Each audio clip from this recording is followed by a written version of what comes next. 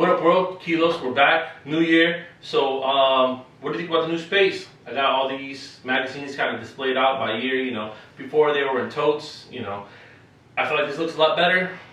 You know, trying to improve over here. So, but before we get into this new video, let's go over some of the new magazines that have dropped. You know, we got that Next for Life, straight out of Japan, but this is actually a special LA issue. This came from Andy. You know, reach out to him if you're trying to get a copy. He said that he was currently sold out. I believe there's some other batches coming into the U.S.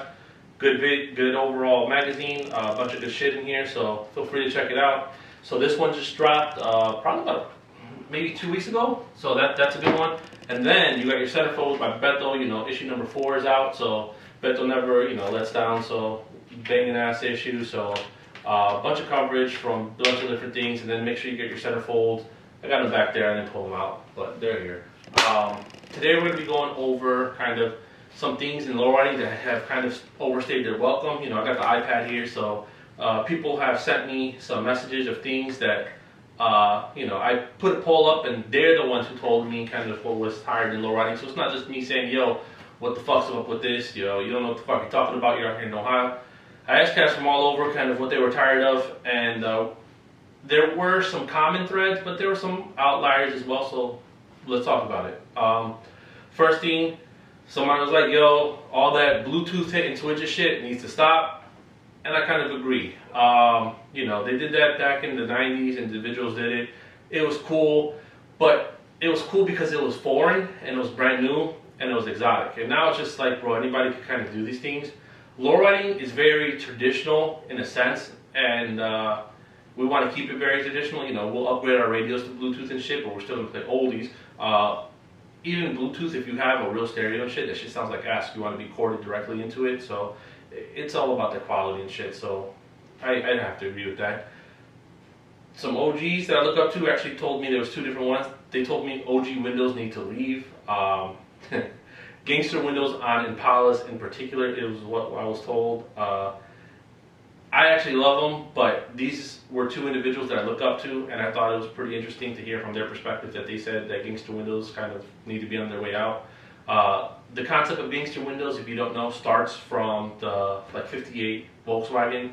You know, the vert tops, they actually had the smaller tops on them, so the windows are actually in proportion. But you take that window out, because you know Volkswagen and the lowriding community kind of overlapped. You take that little window out and you put it into an Impala. It also, the window came from a Volkswagen, but it paid homage to like the Mercs, like the LED sleds and shit. So it all went full circle. It's not like only the lowriders, or not the Impalas and these guys were in cahoots. The concept came from LED sleds, you know, and then it went to, oh, we could adapt this from Volkswagens because they have them readily available, and we put them in Impalas, and that's where that concept came from. So white out wheel wells. So heard this a couple times. A lot of cats don't like white out wheel wells or the under lights or underglow everywhere. The lights have become a little bit absurd. Bro, in trunks it's okay, but usually if you notice, take a second. If you photographed, or if you've seen somebody try to photograph a trunk that has all these LEDs everywhere, it's really hard to kind of show and display that trunk setup.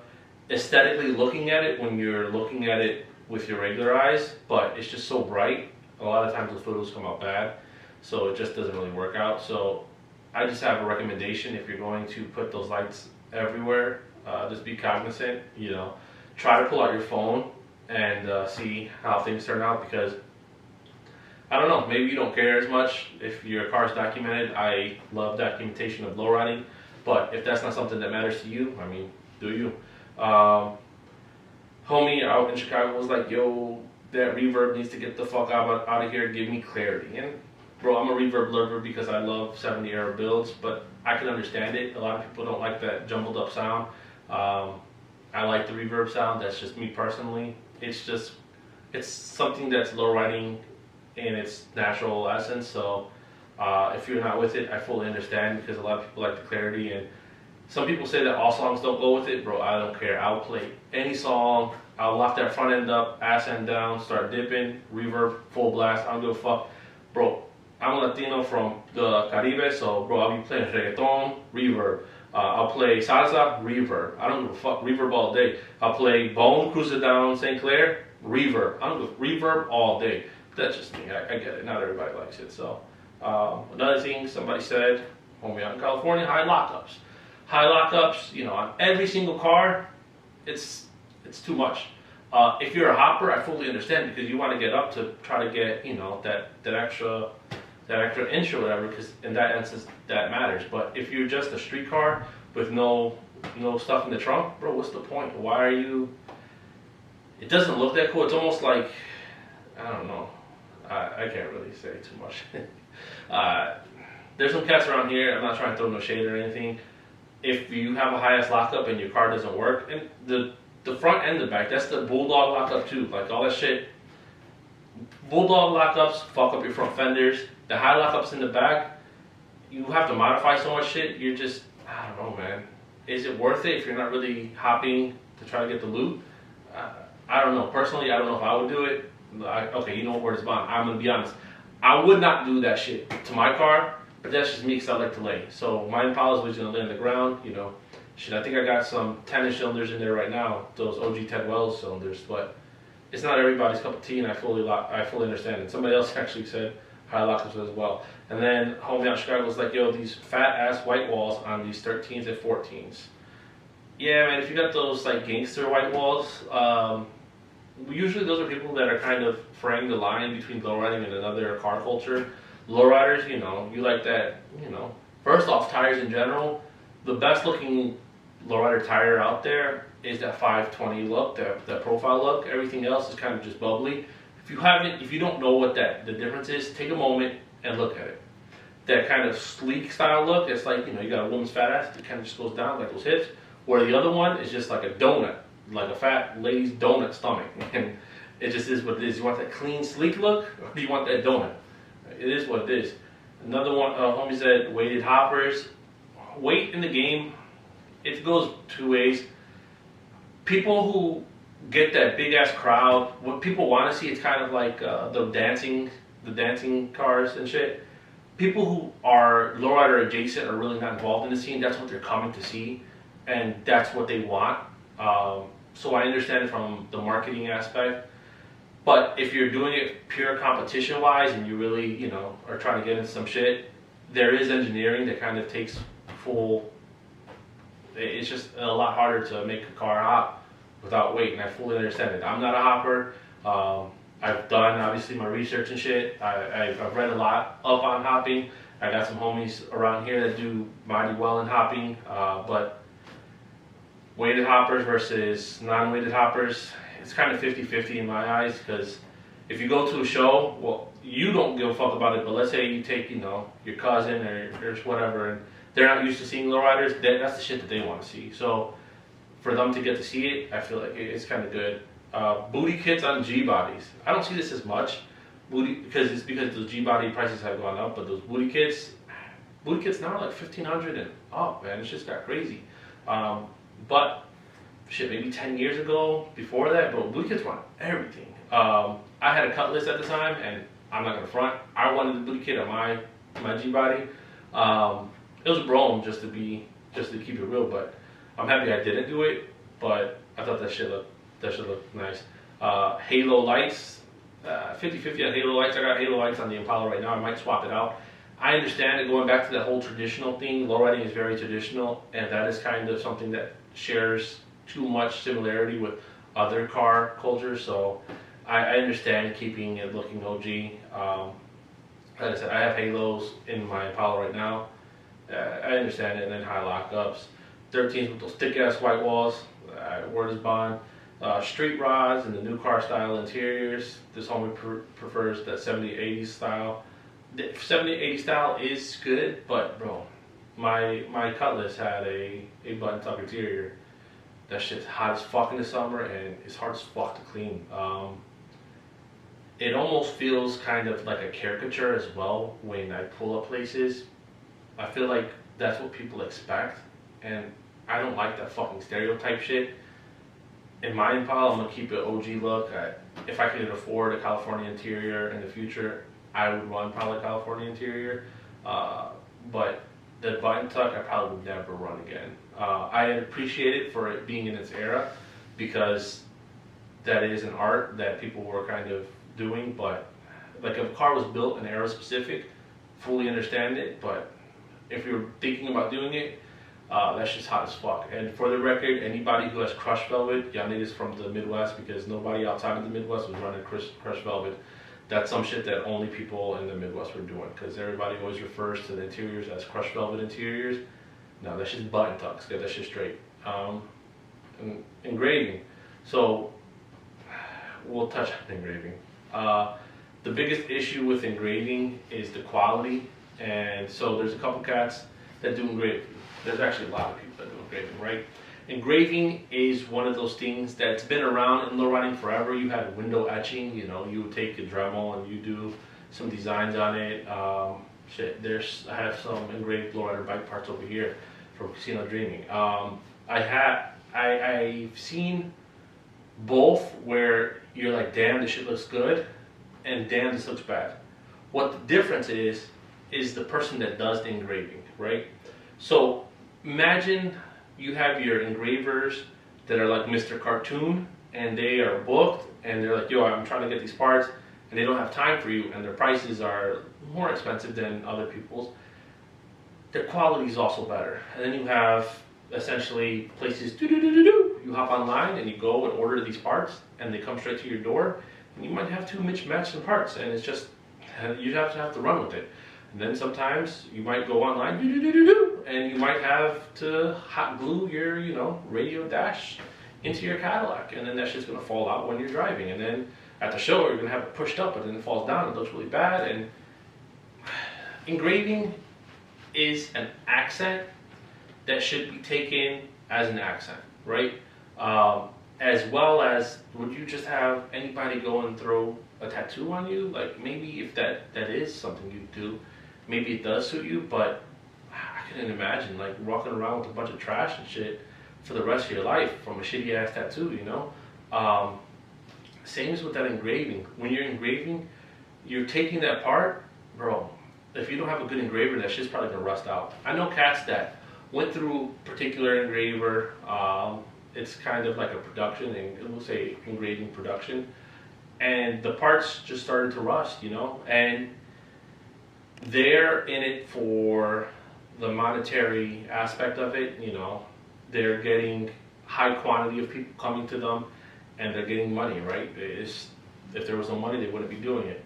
Where there's other people that might not be trying to fast pace or fast track all these parts, they're taking their time, they're actually creating art, where it's not necessarily about the monetary aspect of it. They're doing it because they love to do it, but they love to create the art aspect of it.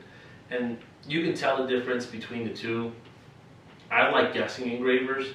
So in lowriding, you have your trunks that I love my fucking trunk, but sometimes those trunks have engraving, and you're like, oh shit, this is a so-and-so part, this is a so-and-so part, and I'm also guessing the engravers. In my head, I'm like, oh fuck, that looks like ass. Like, I could tell. This is rule of thumb. Here, let's just play it out here. If you have to take epoxy and glue a piece of metal to your car, in any aspect, exterior, interior, makes no fucking difference, and because it's engraved, bro, it's not worth it. You might as well go down to AutoZone and grab some fucking whatever you want stickers and throw them on there. It's the same fucking thing. Word is bond. It's just aesthetically, you might think it's cool to have that sticker on your car, but the people that know what real stickers are, engraving in a sense, they're like, bro, this shit doesn't look that good, I feel like there is a homogeny of bad engravers, production engravers, that are putting a bad name on engraving, because engraving is beautiful if you do it correctly. You get a couple pieces here and there, it's a beautiful accent. Going back, any lowrider of the year, has always had engraving, but you understand the concept of engraving. So you have stippling, which is you take a Dremel and that's the little. Do I got anything engraved over here? Right? No, I don't think so. No. So stippling is where you would just have those little dots, right? And then you have a pneumatic press, and those are those straight lines, and you got your, you know, your scrolls and those other art forms. The good engravers don't do stippling. A stippling to fill an area is because they want to try to get this piece out, and it's easier to stipple than to have to cut and plan. When you are engraving, you need to actually draw it out and have a concept of how this whole piece is going to come together, and possibly work with another piece just adjacent to it, right? The stippling is the easy approach where you can just throw, I'm going to throw a scroll here, I'm going to do a wing here, I'm going to do a little dagger here, dagger, dagger, and stipple, stipple, stipple, stipple, stipple. And it's kind of the cheap way out. And that's really the worst part of the engraving game, I would assume, or I would have to agree with, actually, not assume. That's the worst thing in my eyes, is when people don't care about the parts that they're making and they're worried more about the monetary aspect. If it's too easy to get the part and everybody has it, who gives a fuck if you have this engraved side trim on the side of a big body and everybody at the fucking show has the same one, but nobody's matches because the person doing it didn't take the time to actually, is this piece going with this piece? And no, they're just literally taking them, putting them in a box, and oh, somebody from over here needs this piece, let me grab these two, oh, looks good enough to me. And when you get them, you have scrolls here on one, scrolls down here on another, and then a bunch of other weird stuff in the middle, and that shit doesn't look good, right? So my biggest advice, if you're gonna do engraving for this new year or moving in the future, take a moment, look into the engraver, see if they actually love to engraving. Also make sure you know somebody who's had work with them, because you know a lot of people send shit out to the engravers and never get shit back. A lot of scammers out there. Keep your mind open and reach out to people. But that's really it. I mean, a lot of people were pretty much on this whole engraving thing. They're tired of it in lowriding. And I'd have to say, I felt this way for a while.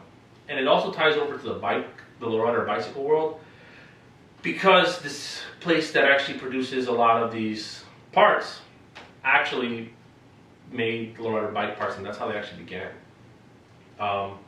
So when a lot of people were first finding out about some of these engraving companies, they were like, oh shit, have you heard about this? But shit, they were back on Lay It Low in like 2010. Well, it was TNT at the time, but they were making a couple bike parts. And I want to keep it straight. So this steering wheel on this lowrider bike actually came from that engraving company. And I love the steering wheel. This was when they were still kind of trying to find their footing. And I reached out to them and they were like, hey, can you do this? And I appreciate this. And this was actually pretty much, I think the owner took care of this one. So I don't want to talk ill on the company, but in today's era, are they doing better or worse for the lowrider community? It's hard to say, man. I feel like they're almost cheapening it, and it looks kind of, it doesn't look the best. And that's to us lowriders. On the outside, people don't know any different, and they'll just hop online. Oh, you can buy a full engraved bumper, and who knows? This is awesome. It could be for this price, and then let alone next year they didn't know better. That shit's all rusted up, you know. It just depends on your engraver, and it also depends on the chrome. Like, if you're buying production quality shit, you're gonna get production quality stuff. You know, if you're getting show quality stuff, you're gonna get show quality stuff, hopefully. And it's just, there's a price difference. So if you're going to look at some of these places, don't only look, hey, this place has it for $1,000 and this place is charging $1,500. You know, it's a difference, but you're actually paying for something different. There's both engraving, but it's different qualities and different calibers. And just keep that mindset moving forward, because I mean, the whole lowriding thing as a whole, no matter what parts you're actually choosing, that's what a lot of it comes down to. You can get a low grade, mid grade, high grade, extremely high grade, and extremely high rare custom grade. And it just depends on where do you want. And it's not one is better than the other. It just depends on what you want to do and what you're actually capable of doing at that moment. And that's just it, man. So moving forward, you know, don't worry about having to go online and order all these engraving parts. And I would stay away from ordering pre-chromed, unless they got core, like A-arms and shit. I wouldn't go with them either. And it's sad because I like what I've gotten from them early on in their career, because I've ordered some other things and didn't have the best of luck, and that was almost 10 years ago when I didn't have good luck, maybe even longer than that now. But I mean, just is what it is. So moving forward, just choose your engraver wisely. If you do choose to engrave, don't overdo it on gold. Don't throw your car club in the paint job, because that's just disrespectful. Especially when you flip the car and, you know, homie down the block got it, but he's not affiliated with the club, but he's still riding with the club's name on his car. That shit ain't cool. That's pretty much it. I mean, how about this question? Are you tired of gangster windows? Are you tired of reverb? I personally like it, but are you tired of high lockups? Let me know down below what you're tired of in lowriding. And I'm curious, how accurate is this? Do you think word is bond on this, or am I speaking a bunch of fugazi ass shit that I don't know what I'm talking about? Just let me know. Drop the comments below. Appreciate everybody watching till the end. Appreciate everybody fucking with me. You know what it is. Kilos, and we're out.